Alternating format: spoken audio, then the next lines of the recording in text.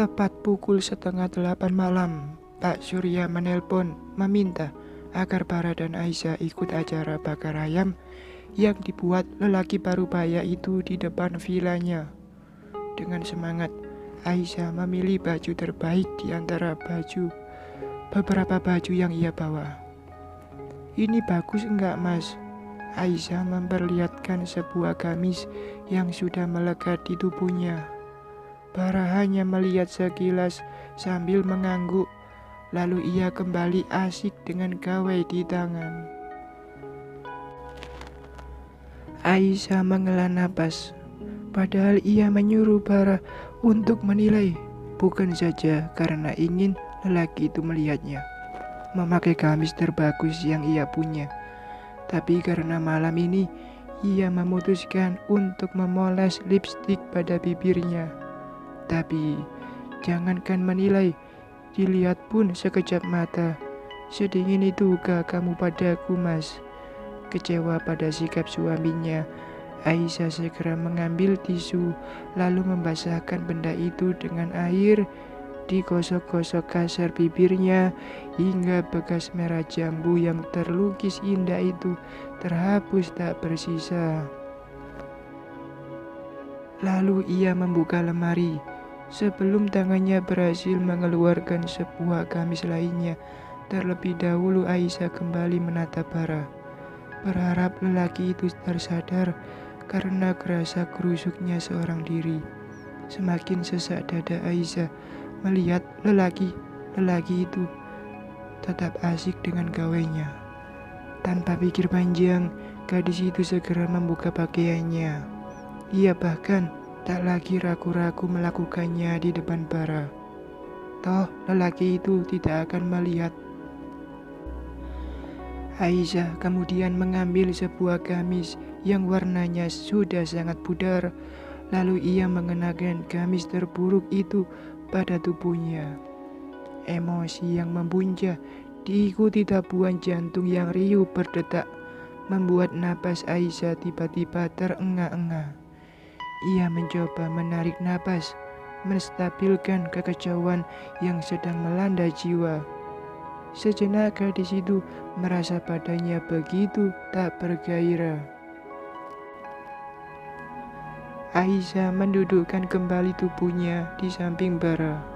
Mungkin karena amarah serta berselimutkan kekecewaan yang luar biasa, hingga membuatnya semangatnya yang tadi membara kini hilang entah kemana. "Sudah siap?" tanya Bara saat mendapati istrinya terduduk dalam kebisuan. Aisyah bergeming. "Loh, kok pakai baju yang itu? Kamu nggak bawa baju yang lain?" Aisyah menatap tajam ke dalam bola kelam sang suami. Kecewa, ternyata benar Bara tak menggubris saat tadi ia memperlihatkan dirinya mengenakan baju terbagus. "Apakah ponsel itu lebih kau senangi daripada melihat aku, istrimu, Mas?" Tak sanggup melempar mata terlalu jauh lama, Aisyah memutuskan untuk berbaring. "Loh, kok malah tidur?" "Aisyah, gak enak badan, Mas," jawabnya setelah memalingkan wajah ke arah tembok. Suaranya bergetar, betapa kecewa yang ia rasa sudah memenuhi seluruh ruang dalam hatinya. "Ya, padahal tadi kan kamu teramat bersemangat." Aisyah memilih bergeming, tengah mencari cara melawan rapuhnya diri karena suaminya. "Ya udah, kalau kamu gak enak badan, biar Mas aja yang pergi. Kamu istirahat ya," ujar Bara sambil menepuk-nepuk telapak kaki Aisyah. Sejenak hening, mereka sesaat seperti berada dalam ruang hampa udara. "Mas pergi dulu, Pak Surya sudah mengirimkan WA." Aisyah hanya mengangguk. Bara mulai merasa ada yang berbeda dengan istrinya. Tak pernah Aisyah membiarkannya keluar rumah tanpa mengecup punggung tangan. Malam ini, jangankan mengecup, memandangnya pun tidak. Bara menggeleng-gelengkan kepalanya. tak ingin membiarkan hatinya tersentuh kembali oleh sesuatu yang bernama cinta. Mencintai manusia hanya akan membuat kecewa. Ia tak akan membiarkan penyakit itu kembali menguasai dirinya.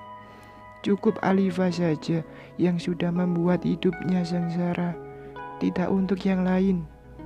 Alifa, bayang gadis itu kembali melintas lalu diingatannya. Kembali ia rasakan perih menghujam dada. Tanpa Aisyah, Bara tetap memutuskan untuk ikut pada acara bakar ikan. Tersebab acara inilah ia ada di villa tersebut. Oleh sebab itu, apapun rintangan yang menghadang, ia tak boleh mengabsenkan diri pada undangan Pak Surya. Suasana malam tampak begitu meneduhkan jiwa. Bara yang baru saja menjejakkan satu langkah di luar rumah dapat merasakan energi positif pada dirinya yang tadi moodnya di bawah rata-rata seketika menjadi meningkat bersemangat. Andai Aisyah ikut, batinnya berkata pelan.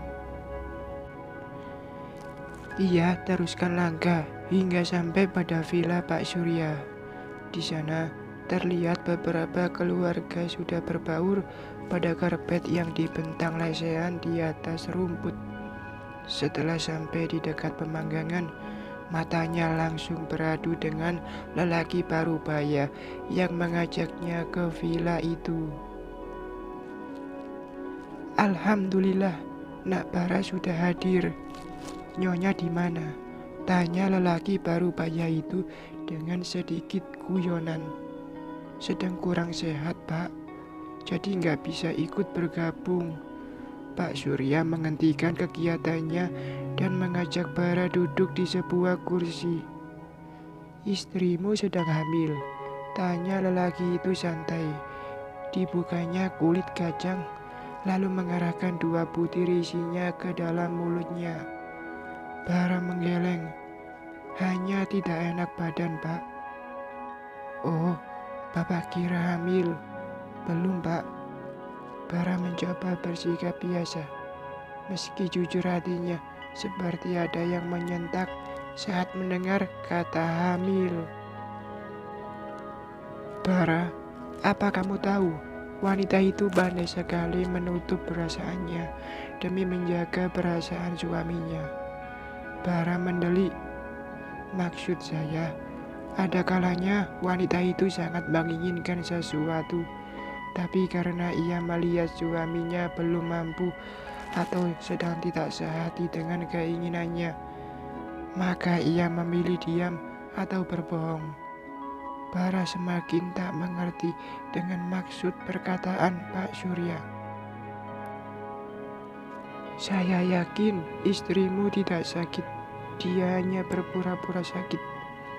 Ada hal yang ingin ia sampaikan padamu, tapi mungkin karena tak ingin kau membatalkan hadir di acara saya, dia harus berbohong dan mengatakan bahwa dirinya sedang tidak enak badan.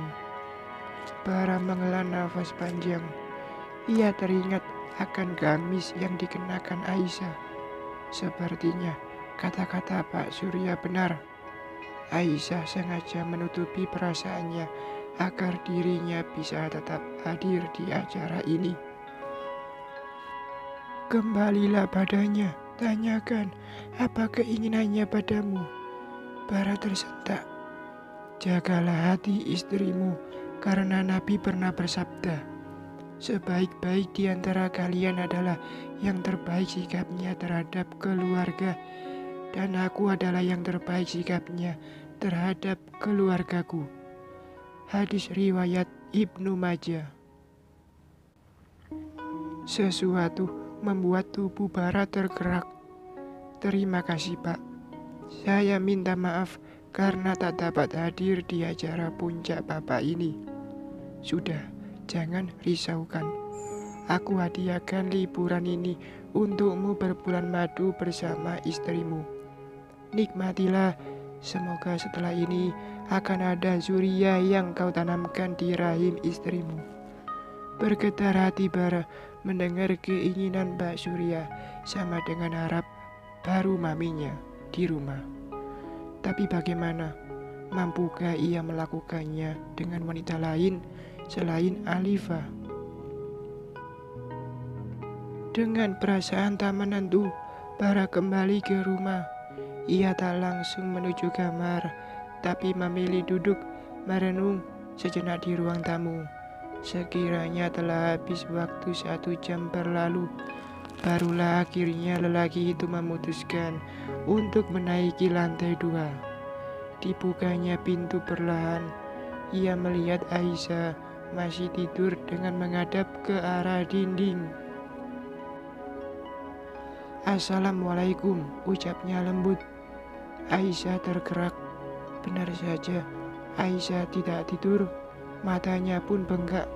Apa dia baru saja menangis? Batin Bara bergumam penasaran. "Mas Bara sudah pulang?" Bara mengangguk dan memilih duduk di samping Aisyah yang sudah terlebih dahulu memposisikan dirinya untuk bangkit. "Aisyah, Mas ingin bertanya sesuatu." Aisyah terhenyak, lalu duduk dengan baik menghadap suaminya. "Mas mau nanya apa?" Bara menarik napas sejenak. "Sebelum memutuskan menikah dengan Mas, apa kamu tak pernah mencintai lelaki lain?" Aisyah merasa sekujur tubuhnya bergetar. Pertanyaan Bara sejenak melempar kembali ingatannya pada Faiz. Aisyah mengangguk. "Boleh Mas tahu siapa orangnya?" Lagi-lagi Aisyah terdiam beberapa detik. Bara sudah pernah menanyakan hal ini, dan saat itu Aisyah memilih berdusta. Apakah malam ini ia harus kembali menutupinya dari lelaki itu? "Aisyah akan jujur Mas, tapi perlu Mas ketahui bahwa semua itu adalah masa lalu, dan Aisyah pun sudah tidak lagi ingin mengingatnya." Bara semakin lekat memandang sang istri, membuat Aisyah harus menunduk dalam saat ingin mengeluarkan suaranya. Pemuda yang pernah singgah di hati Aisyah adalah adik Mas Bara sendiri, Mas Faiz. Bara sedikit terhenyak mendapati kejujuran sang istri. Lelaki itu menghela napas berat, lalu ia merebahkan kepala di atas pangkuan Aisyah. "Izinkan Mas tidur di sini, Aisyah. Sebentar saja." Mata lelaki itu basah. Aisyah tak dapat menggambarkan retak hatinya ketika mendapati sang suami menangis dalam pangkuannya. "Maafkan Mas, Aisyah." "Maaf untuk apa Mas?" Bagaimana kecewanya ia pada Bara tadi. Tapi itu tak akan berlangsung lama. Aisyah tetap berjiwa besar memaafkan suaminya. "Mas bukan lelaki terbaik untukmu." Aisyah tak kuasa lagi membendung tangisnya. Ia biarkan setetes demi setetes buliran itu merembes dari pelupuk matanya, lalu jatuh mengenai wajah sang suami. "Mas yang terbaik." Buktinya Aisyah memilih Mas Bara, ucapnya dengan suara bergetar menahan isak. Bara memandang sorot Asayu yang dipenuhi guratan merah yang kini telah berurai air mata. Tapi Mas tidak bisa memenuhi kewajiban Mas sebagai seorang suami. Isakan lelaki itu semakin jelas terdengar. Aisyah mengulurkan tangan mengusap wajah suaminya. "Kenapa tidak Mas?" Sesaat hening, seolah Bara kehabisan kata untuk menjawab. Jiwanya benar-benar tak lagi dapat dibacanya dengan baik. Kala ia berusaha sekuat tenaga menghapus wajah Alifa, tapi semakin jelas bayang dan rasa buat gadis itu bertahta di hatinya. "Maaf Aisyah, Mas belum bisa melupakan sosok Alifa dalam hati Mas."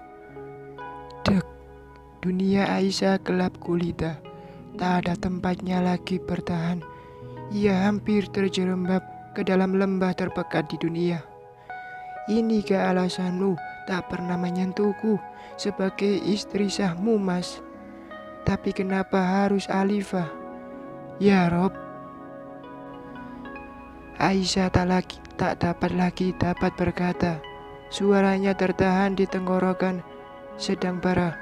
Usai memporak-porandakan dunia Aisyah, ia tak lagi mampu menatap wajah gadis itu. Dia sadar ucapannya barusan pasti telah memusnahkan segala angan Aisyah berumah tangga bersamanya.